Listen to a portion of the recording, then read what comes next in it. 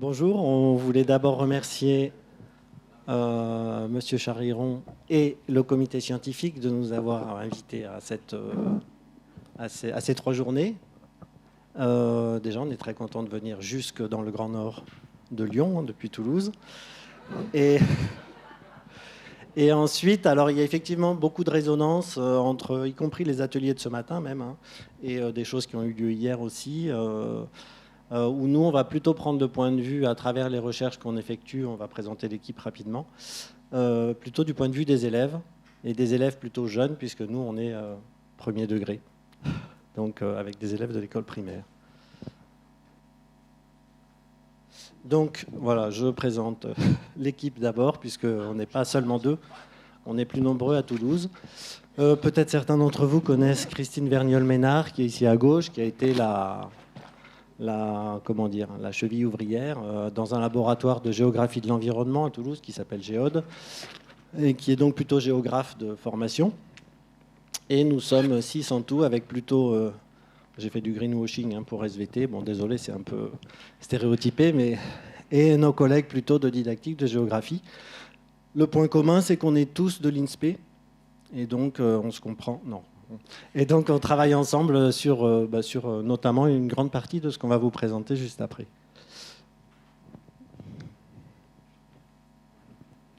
Alors le contexte dans lequel les recherches qu'on va vous présenter on va vous présenter, s'inscrivent dans un outil du CNRS qui s'appelle un observatoire homme-milieu, donc on va dire OHM pour aller plus vite. Alors il y en a plusieurs en France et il y en a aussi dans le monde, qui sont des outils sur lesquels des chercheurs de différentes disciplines travaillent sur un espace délimité. Donc nous, dans cet espace délimité, on est ici dans les 2 petits ronds dans les Pyrénées, avec le Haut-Vic de Sceaux d'un côté, qui se situe en Ariège, je vais un peu trop vite, et aussi d'autres OHM sur lesquels on a travaillé, comme à Gardanne. Et enfin, les photos ne sont pas mises comme il faut. Et enfin, le principe de ces milieux, c'est qu'il y a eu une rupture socio-économique dans ces milieux-là. Par exemple, à Vic de Sceaux, en Ariège, c'était l'usine Péchinet qui a fermé et qui a entraîné un certain nombre de conséquences au niveau socio-économique et même environnemental local. Et nous, notre spécialité, entre guillemets, comme on est formateur INSPE, on travaille plutôt sur le versant éducatif, donc avec des élèves d'une école qui est implantée dans ce site, dans ce territoire de l'OHM. Alors, les objectifs de recherche qui sont sous-jacents, alors on en a parlé, Madame Khalili hier en a parlé, des temporalités, de prendre en compte l'incertitude, prendre en compte la complexité. Donc c'est ce qu'on a essayé de faire en gros chaque année avec cette école et avec ses élèves. Voilà. Donc l'objectif, vous le voyez, c'est construire une capacité à penser pour le futur. Alors on est avec des élèves qui échappent un petit peu à ce dont on a discuté dans l'atelier, aux éco-émotions, aux éco-anxiétés ou éco-stress, puisque les élèves sont plutôt jeunes, donc des enfants de 9-10 ans. Mais en tout cas, l'objectif, c'est bien d'appréhender une certaine complexité dans le territoire dans lequel ils vivent. Alors, on entre beaucoup par le territoire, donc les collègues de géographes ne sont pas étrangers à cette entrée, évidemment. Et ce territoire, on va l'explorer dans différentes temporalités avec les élèves.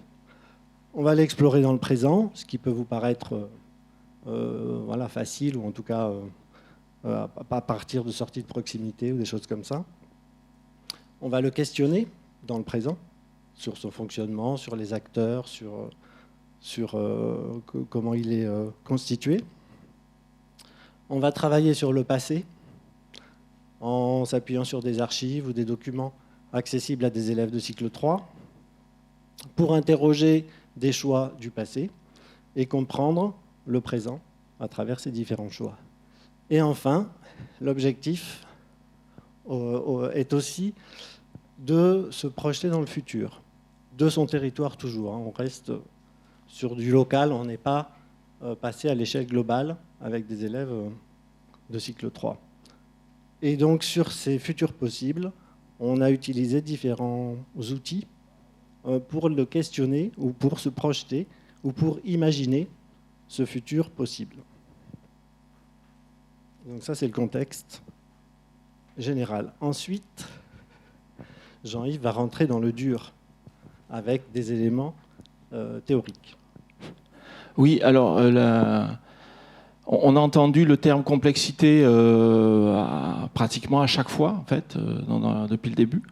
Bon, c'est un peu l'objet des 2 journées, mais en même temps, on voit qu'il y a des environnements d'énonciation qui peuvent montrer des visages extrêmement différents. Donc l'idée, c'est peut-être de refaire un point sur ce terme-là.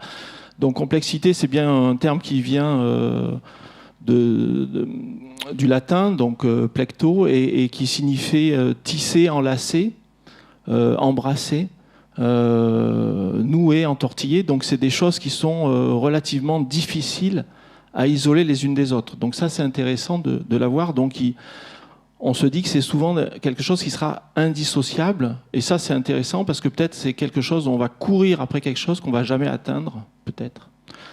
Donc des auteurs ont essayé de le définir, évidemment, ils sont extrêmement nombreux.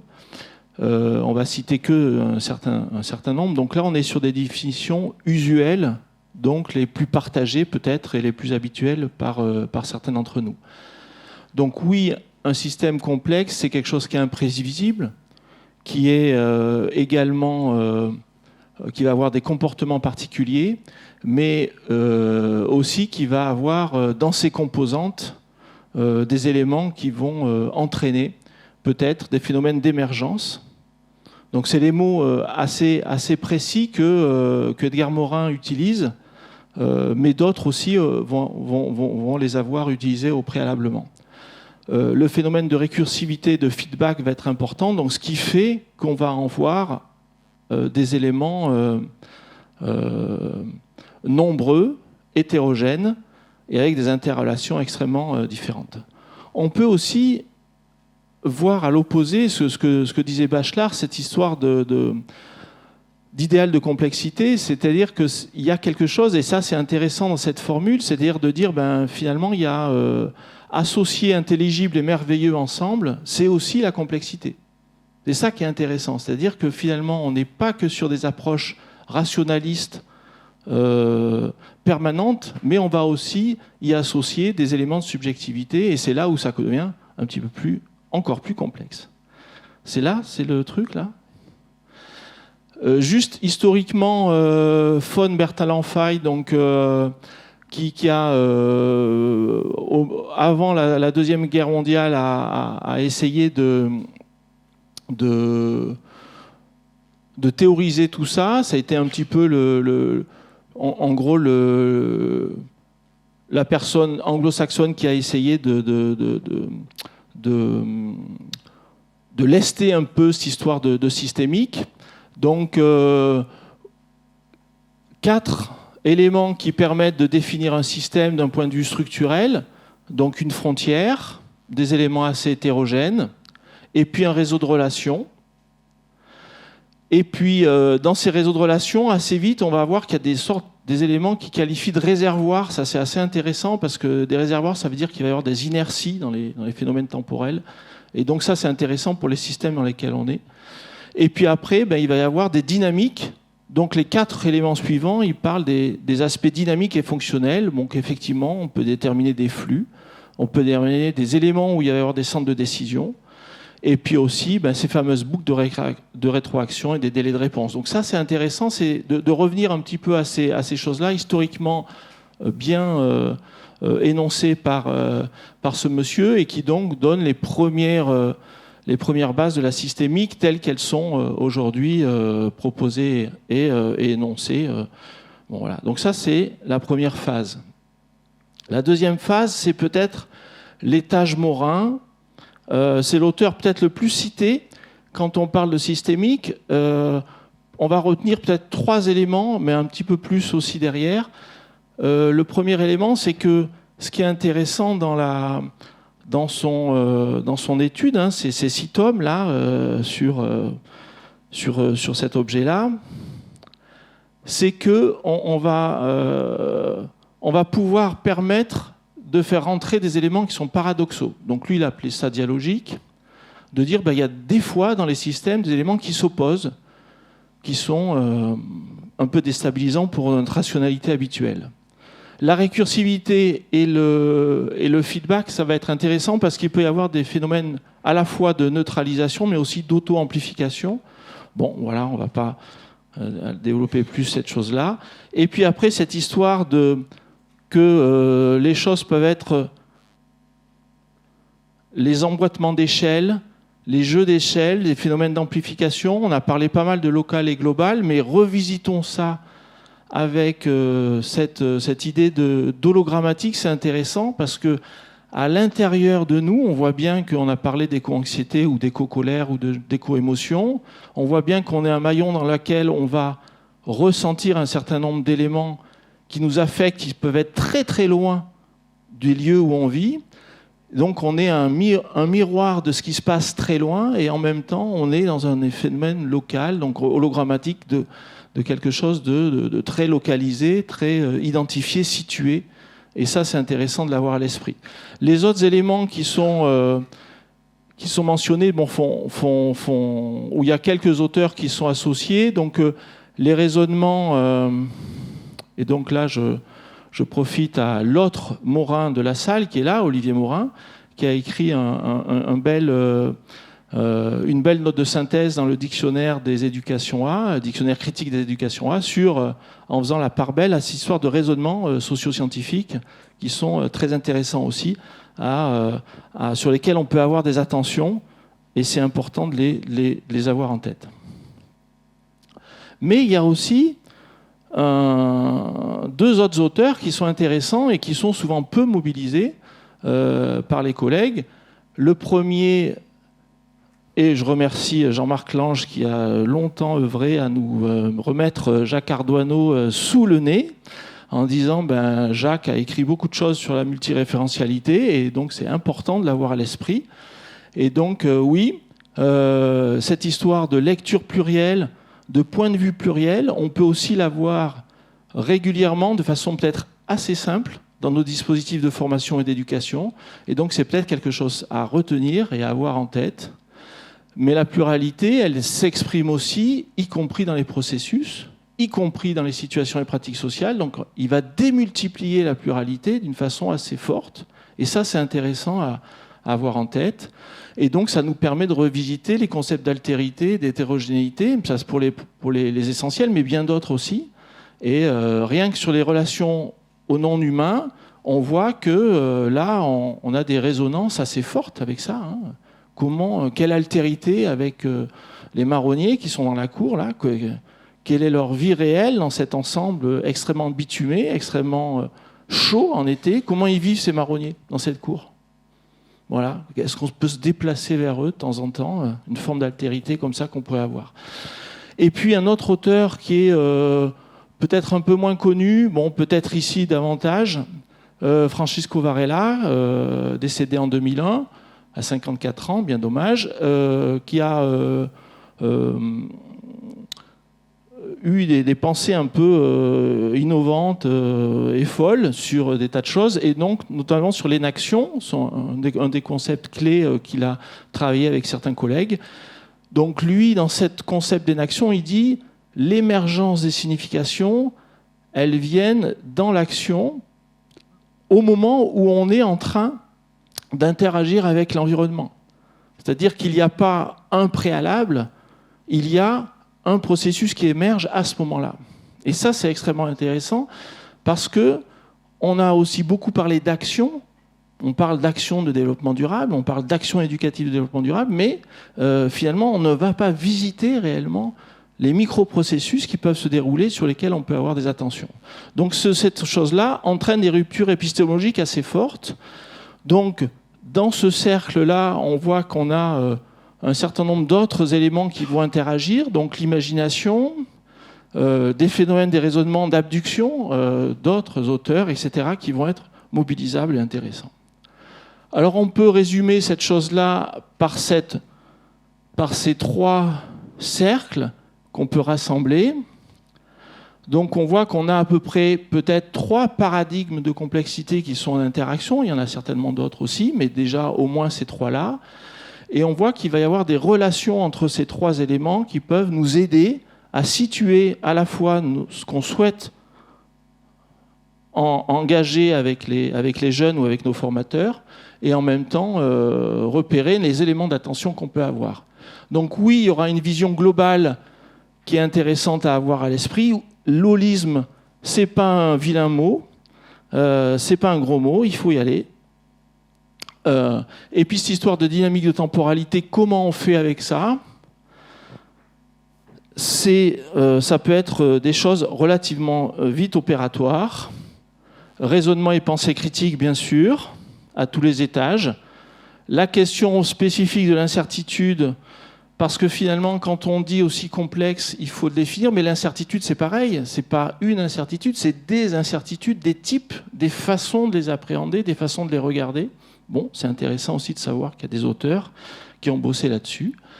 Et puis après, effectivement, peut-être le mot-clé qui va être central, peut-être une éducation nouvelle, faut-il, enfin, je ne sais pas si elle est si nouvelle que ça, mais une éducation à la relation, au lien, avec cette centration sur quelle relation je suis en train de fabriquer, de nouer, de travailler, de construire ou de déconstruire. Donc voilà, donc ça c'est une carte, ça peut être une carte boussole. Alors une boussole pas à 4 points, mais à 5 points, peut-être même il y en a d'autres. Voilà. On a parlé de partage, on partage cette chose-là, on peut les prolonger parce qu'elles sont incomplètes évidemment. Et puis, si on veut rajouter la complexité à la complexité, qu'est-ce que c'est que l'expérience de la complexité ? Parce que finalement, on vit l'expérience à travers pas seulement un esprit, mais un individu qui a un parcours, une histoire, etc. Et donc là, merci Dewey à nouveau, qui vient nous inviter à dire l'expérience, c'est pas une chose, c'est pas 2 choses, c'est 4 choses qui sont assemblées et qui sont aussi indissociables. C'est-à-dire la dimension cognitive, la dimension affective, la dimension conative, l'action, et puis la dimension corporelle. La place du corps aujourd'hui, elle est centrale, c'est un angle mort de nos réflexions, de nos actions depuis le début, sauf, non, je reviens en arrière, c'est pas vrai, puisqu'on a fait l'immersion à la Croix-Rousse avec les corps. C'est moi là ou c'est toi là ? Ah d'accord. Oui. Alors, on est passé de... Vous avez vu la grande boussole là, et on dit cette grande boussole, elle est là. On a essayé de la mettre dans ce petit modèle qu'on a bâti avec les camarades depuis une dizaine d'années. Donc en fait, ce petit modèle d'arpentage du temps, il permet d'y glisser en fait tous les éléments de la complexité qu'on a vus. Donc Raphaël a présenté le point 1 présent, le point 2 passé, le point 3 futur.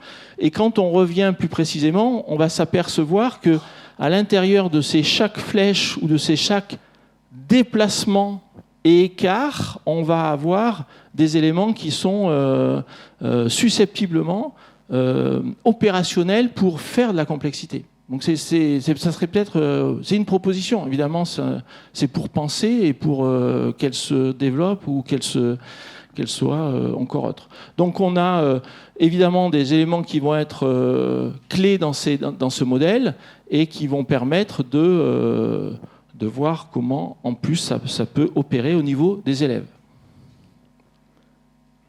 Donc au niveau des élèves, on a alors 10 ans de travaux sur un même lieu en Ariège, mais aussi sur d'autres lieux dans les Pyrénées. Donc il y a Vic de Sceaux ou Ozat qui sont présentés ici, et chaque année avec les enseignants. Donc on est plutôt dans une co-construction, on va dire, même si on est plutôt à l'œuvre dans les propositions. Et ensuite, on a l'aval et l'accord des enseignants pour aller sur les différentes thématiques qui sont présentées ici. Alors bien sûr, on ne va pas présenter les 10 projets parce que sinon il nous faudrait une journée. et je pense que ce n'est pas possible. Mais on va s'appuyer sur certains de ces projets avec les élèves pour essayer de tisser des fils, tirer des fils de la complexité, de l'incertitude dont Jean-Yves a parlé juste avant. Voilà, on a fait une excursion à Gardanne aussi à un moment donné avec un autre OHM qui se situe sur les bassins miniers de Provence et aussi à Esquiescer, qui est un autre lieu dans les Hautes-Pyrénées, avec d'autres élèves. Alors, je ne rentre pas là dans les détails puisque je vais prendre des zooms sur des projets différents. Alors, un premier projet, bon, il est marqué projet 2, mais on en a sélectionné quelques-uns pour essayer de ne pas être trop long. Donc, on a remis les petites flèches du modèle en haut. Alors, la spécificité ou les points communs, c'est qu'on a des chercheurs de l'OHM qui viennent en classe expliquer aux enfants ce que c'est que leur travail, en gros, et faire participer les enfants éventuellement à des prises de mesures, à des relevés. Ici, c'était la thématique de la ressource en eau, du changement climatique en montagne et des évolutions possibles. Donc, en termes donc je ne rentre pas sur présent, passé, futur, je vais aller directement sur le futur pour illustrer des types d'activités, on va dire ça comme ça, avec les élèves. Donc là, on avait un jeu d'étiquettes, enfin ils avaient un jeu d'étiquettes avec le fond de paysage, avec différents éléments à utiliser en fonction du scénario de réchauffement climatique qu'ils envisageaient. Voilà. Donc, est-ce qu'ils envisageaient un réchauffement à +2, à +5, ou, bon, etc., des choses comme ça. Et quelles conséquences sur le réseau d'eau ça pouvait avoir dans leur paysage. Alors, on est avec des élèves, encore une fois, de cycle 3. Et ce qui est intéressant avec eux, c'est qu'à chaque fois, ce n'est pas tellement la production, c'est plutôt le processus, et c'est plutôt la présentation en groupe qu'ils font aux autres pour expliquer ou justifier de leur choix. Alors, on va juste directement plutôt à ce qu'on en a retiré en termes de prise en compte pour les élèves dans les apprentissages. Donc, les projections, alors c'est ponctuel, on n'a pas fait un long travail de prospective ou de comment on apprend à se projeter, quelles sont les différentes façons de se projeter, enfin, etc. Mais néanmoins, on les a outillés, ou ils ont été outillés par différents apports pendant le projet pédagogique. Donc ce qu'on a pu relever, c'est que la continuité avec le présent est encore importante, mais j'ai envie de dire, c'est un peu une porte ouverte. Même nous adultes, on a tendance à rester dans un présentisme et à pas faire évoluer la situation de façon drastique. Alors, pardon, je n'ai pas donné l'échelle, mais futur probable en 2043. Donc en gros, c'était dans 30 ans. Donc c'est un temps relativement court quand même. Ensuite, on a relevé une prise en compte de l'incertitude, c'est-à-dire des discussions. Quand les enfants ont présenté leur projet, ah oui, mais ça pourrait aussi se passer comme ça pourrait avoir telle conséquence. Bon, voilà. Et du coup, en effet, ils ont beaucoup discuté sur les causes-conséquences des différents choix en termes de scénarios. Alors, pour faire un petit point par rapport à ce que Jean-Yves a présenté tout à l'heure, donc la prise en compte de l'incertitude et continuité, j'en ai déjà parlé. Du point de vue des apprentissages, à leur niveau, ils sont capables de mobiliser plusieurs variables climatiques et de les associer, donc de faire du lien, de les mettre en relation par rapport à la dynamique de leur territoire. Donc c'est déjà quelque chose d'assez intéressant avec eux. Et l'imagination, elle est intégrée aussi à ce processus de production. Alors, un deuxième exemple, autour de la forêt. Alors, je vais tout mettre, hop. Voilà, bon, il y a beaucoup de choses, elles sont un peu trop chargées, nos diapos, mais bon. Ici, le support, c'était plutôt le débat, on en a parlé aussi tout à l'heure. Le débat sous forme de jeu de rôle. Donc, les enfants devaient, à partir de cartes personnages qui ont différents rapports à la forêt, puisque la thématique, c'était la forêt. La problématique, c'était construire une route d'accès aux estives pour un restaurant d'altitude. Donc on est à la fois dans la vision socio-économique du territoire qui se destine maintenant, enfin qui se réoriente depuis que Péchiné a fermé, plutôt sur des activités touristiques. Et donc les enfants, en prenant différents rôles de différents acteurs, bûcherons, chasseurs, touristes, éleveurs, enfin, etc., sont-ils capables de remobiliser les arguments des personnages? Ça, c'était la première question. Et sont-ils capables d'arriver à un compromis, puisqu'on était genre conseil municipal, pour prendre une décision collective? Donc on a aussi cette intention de choisir, on va dire, une solution collectivement. Alors, bon, je vais un peu vite, hein, mais après, si vous avez des questions. Les enfants sont arrivés à un compromis, mais en modifiant la proposition du maire, enfin de l'enseignant qui jouait le maire, et en le modifiant 4 fois. Donc à chaque fois, on avait des propositions différentes. On partait d'une route qui coupait la forêt, on est passé par un sentier, on est passé par une route goudronnée, mais que jusqu'à mi-chemin. Après, c'était plus une route. Bon, bref, des choses aussi un peu magiques de la pensée des enfants de cet âge-là, mais peu importe. Ce qui était intéressant, c'est qu'en échangeant leurs arguments, ils ont co-construit des propositions différentes. Et au cours de ce jeu de rôle, ils sont arrivés à un consensus final où tout le monde a été d'accord après pour prendre un sentier non goudronné, etc., etc. Bref. Donc cette construction collective, elle est plutôt dans le registre, j'ai envie de dire, de s'intégrer dans un réseau dynamique de relations, d'échanges et d'arguments, donc qui était assez intéressant.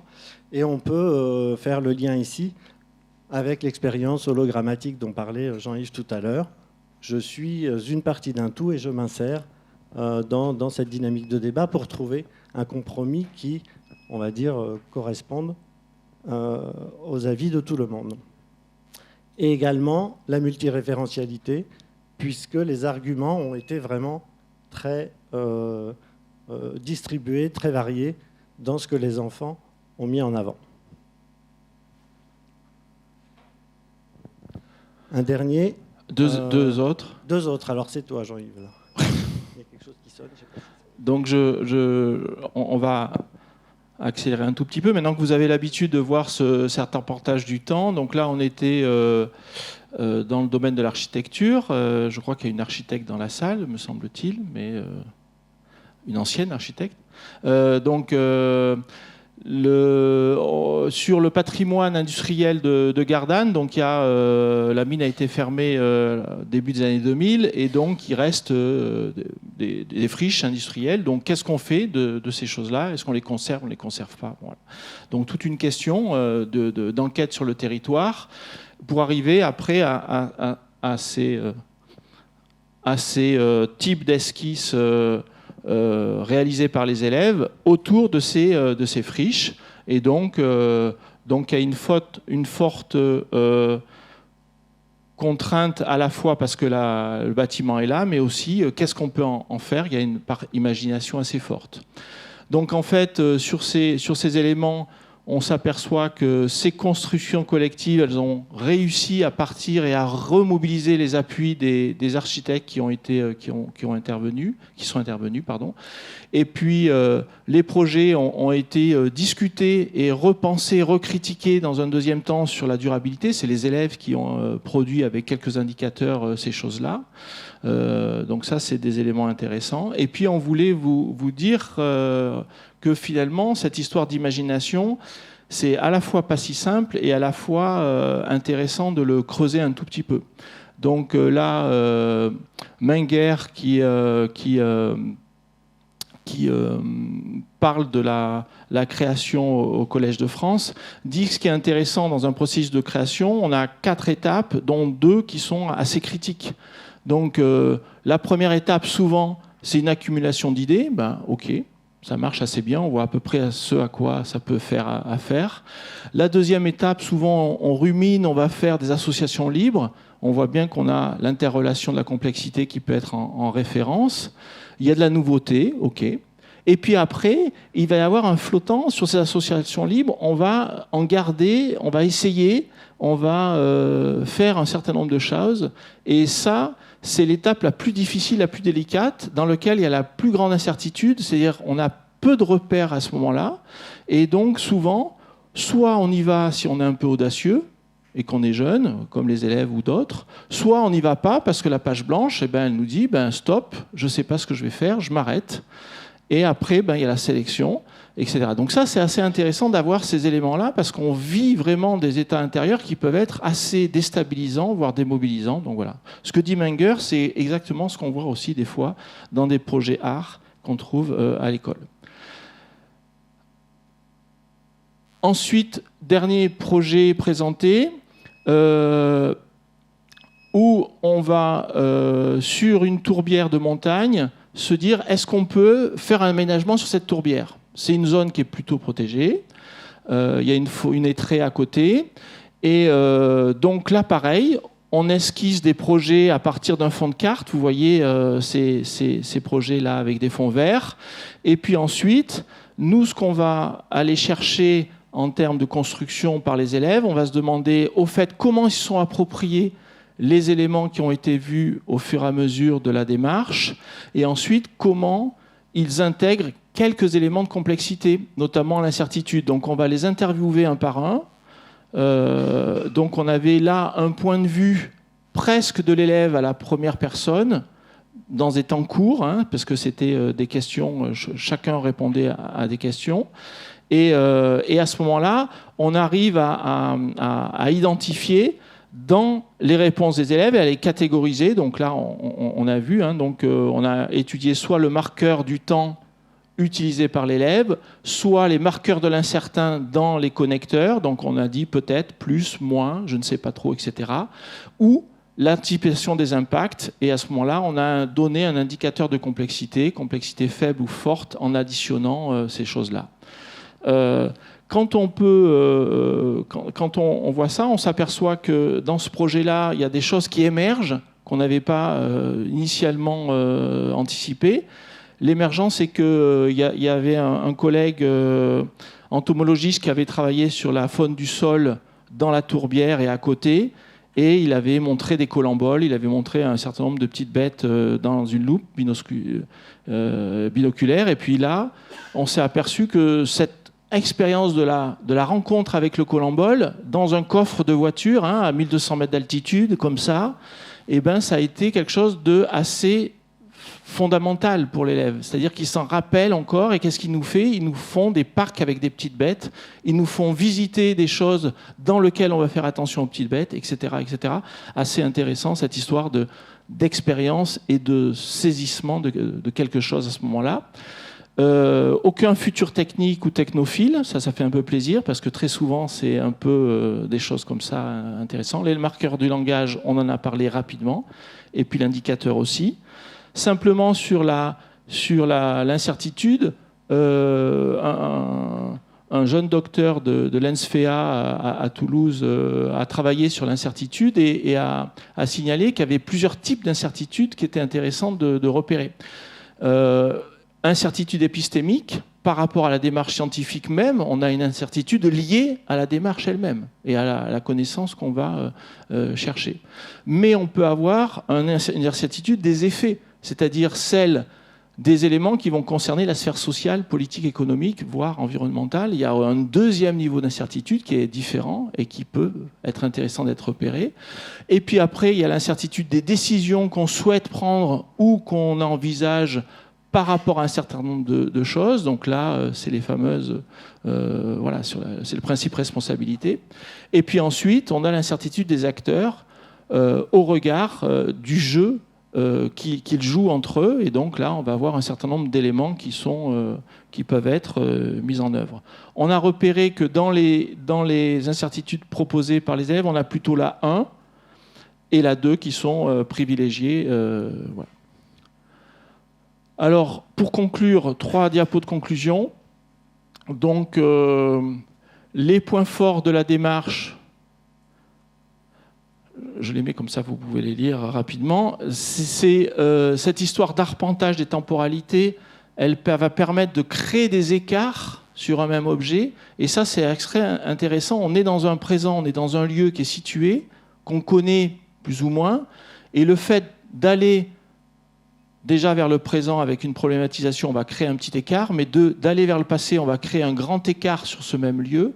Et ainsi de suite. Donc créer des écarts, ça favorise quelque chose de la mise en pensée, de la mise en mouvement. L'importance d'aller sur le terrain, il y a un grand mouvement école dehors, mais le terrain, là, c'est aussi très, très important. Il va apporter tout un tas d'informations, beaucoup plus que ce qu'on imagine. Et puis après, il va y avoir des rencontres et des savoirs très différents qui vont être mobilisés et mis en rencontre. Donc là aussi, on a des savoirs académiques. Il y a des chercheurs qui viennent, qui ont des savoirs qui sont déjà installés, mais aussi qui sont des savoirs en construction. Donc il y a des éléments incertains qui sont très intéressants d'être repérés et mobilisés avec les élèves à ce moment-là. Des questionnements et de la réflexivité tout au long de ces choses-là. Et puis, donc voilà. Mais il y a quand même un certain nombre de limites. Alors, ah oui, il y avait la dernière chose. La visée finale, c'était évidemment d'avoir une visée aussi citoyenne. Et on a cette histoire de construire cette opinion raisonnée. On n'arrive pas à s'en détacher, Jean-Marc. C'est toujours cette chose-là qui revient régulièrement parce que c'est une formulation qui est finalement extrêmement intéressante. Mais il y a quand même un certain point de limite qu'il faut pointer et qu'il faut peut-être travailler encore. Premièrement, on voit que quand on a fait notre carte, on voit bien qu'il va y avoir des sortes de patterns, donc des motifs qui vont apparaître dans chaque projet, c'est-à-dire qu'on n'a pas une chose, mais on a des choses associées. Le fameux indissociable, on va quand même essayer de repérer des choses qui sont fortes dans les séquences ou dans les productions des élèves. Et donc ça, on s'aperçoit que les patterns vont être très différents selon les années et les productions, mais aussi on voit qu'il va y avoir des formes d'instabilité apparente. Donc même si on veut travailler une certaine forme de complexité avec des dimensions, on va voir que derrière, il y a quand même, c'est pas toujours très stable, et ça, c'est pas toujours favorable pour des enseignants. La pensée prospective, en fait, elle nécessite aussi, vous l'avez repéré, des outils, des techniques, des façons de faire, et ça, on a à peine effleuré la question de l'imagination, la question du processus. Et ça, ça serait aussi intéressant de déplier cette chose-là, parce qu'il y a énormément de choses très pertinentes à voir. Et on se dit, est-ce qu'il ne faudrait pas qu'il y ait une grammaire de l'imagination qui se construise, qui s'outille collectivement autour de ces pensées prospectives. Voilà. Deuxième chose, c'est la conscientisation réelle de la complexité par les élèves. Jusqu'où ils conscientisent ces éléments-là. C'est un champ à ouvrir. Et enfin, l'expérience 2, c'est difficile à apprendre chez les élèves, même si on tente de l'approcher. On va avoir, on peut par des techniques particulières, entretien à la première personne ou à la seconde ou à la troisième personne, on a des outils qui peuvent appréhender ça, mais en tout cas, c'est des choses. Et enfin, la dernière diapositive. Qu'est-ce qui s'est fait ça ? Donc, sur cette diapo, on a essayé de rassembler un petit peu tous les éléments qu'on a repérés. Donc, sur cette histoire de présent, on veut voir peut-être que dans le présent et dans les moments d'enquête et de problématiques qu'on va faire émerger, on va peut-être plutôt davantage être sur des choses qui vont être du multiscalaire potentiel, bon, et puis d'identifier des acteurs sur un territoire. Donc on va commencer à faire émerger cette histoire de multiréférentialité.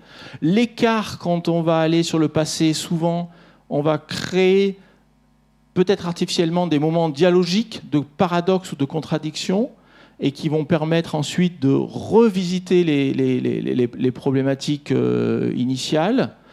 Et puis ensuite, le moment où on va se reprojeter vers le futur, en s'ancrant sur le territoire où on va voir qu'on va à nouveau générer de la multiréférentialité, ou en tout cas la faire intervenir dans ce dispositif. Et puis après, on peut aussi associer des choses dont on a peu parlé, des éléments de valeur et d'éthique dans ces projections. On peut les questionner et on peut les mettre en relation. Et puis mieux catégoriser les éléments incertains ou les degrés de conscientisation de la complexité. Ce qu'on a peut-être pas bien signalé, c'est qu'en fait, chaque fois qu'on faisait ces écarts sur le présent, le passé ou le futur, on mobilisait des chercheurs de l'OHM et qui permettaient d'avoir aussi une vision multiréférentielle. Je crois que ça a été un peu dit rapidement.